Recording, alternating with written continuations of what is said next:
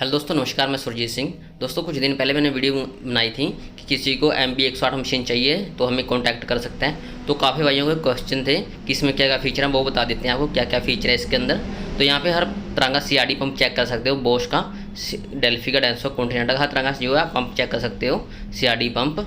उसके बाद ये मल्टीपल वॉइस है, इस पर आप नॉर्मल इंजेक्टर भी लगा सकते हो और हमारे जो क्रीन इंजेक्टर आते हैं वो भी लगा सकते हो। इसमें अडाप्टर की लोड नहीं पड़ती, मल्टीपल वॉइस है। इसको आप एडजस्टमेंट करके ऊपर नीचे करके इसको आप जो है क्रीन इंजेक्टर लगा सकते हो। इसके अंदर ही इसका थोड़ा और सामान आता है साथ में, इसमें आपको अडाप्टर की लोड नहीं पड़ती, सीधा इसके अंदर क्रीन इंजेक्टर लग जाता है। आप देख सकते हो यहाँ पे ये मल्टीपल वॉइस है जिसमें आप हर तरह का इंजेक्टर लगा सकते हो। और नीचे चैम्बर एडजस्टमेंट है, ये आपको आगे पीछे ऊपर नीचे जहाँ मर्जी करना हो वहाँ पे इसकी सेटिंग आप कर सकते हो अच्छे से। तो यहाँ पे इसका ये है। और दूसरा यहाँ पे देखो पंप इंटरनल प्रेशर की गेज है ये, जैसे CB28 CB18 पंप हो गया, उसका प्रेशर चेक करने के लिए कितना प्रेशर बना रहा है पंप, उसके लिए होता है ये। और ये हाई प्रेशर के लिए, जैसे हम स्विफ्ट के पंप करते हैं 321, उनको हाई प्रेशर देना पड़ता है। वो प्रेशर कंट्रोलर हमने यहाँ पे लगा रखा है कि आपको 3 बार का, 4 बार का, 5 बार का कितना आपको प्रेशर देना है, तो आप यहाँ पे एडजस्टमेंट कर सकते हो उससे। और अगला दोस्तों ये देखिए वेंचुरी, जो हम कहते हैं हमारा सक्शन प्रेशर है, वो देखने के लिए है। जैसे CB18 CB28 के मीन्स में हम देखते हैं कि हमारा पंप कितना सक्शन कर रहा है, उसके लिए है। आगे दोस्तों लूब ऑयल के लिए है, ऑयल के लिए। जैसे हम CB28 CB18 के मीन्स का पंप करते हैं, उसको लुब्रिकेशन की जरूरत पड़ती है, तो इसके अंदर हमने लुब्रिकेशन सिस्टम भी लगा रखा है CB18 CB28 के मीन्स के लिए।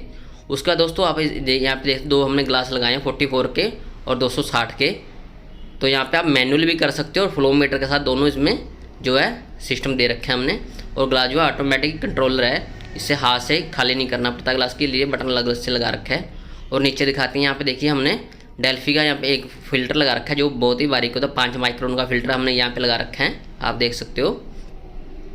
उसके बाद दोस्तों आपको दिखाते हैं, 2 हमने एयर कूलिंग सिस्टम लगा रखे हैं, आप देख सकते हैं 2 एयर कूलिंग सिस्टम, ताकि जो आपका जो डीजल है वो गर्म ना हो, उसके लिए हमने यहाँ पे सिस्टम लगा रखे हैं।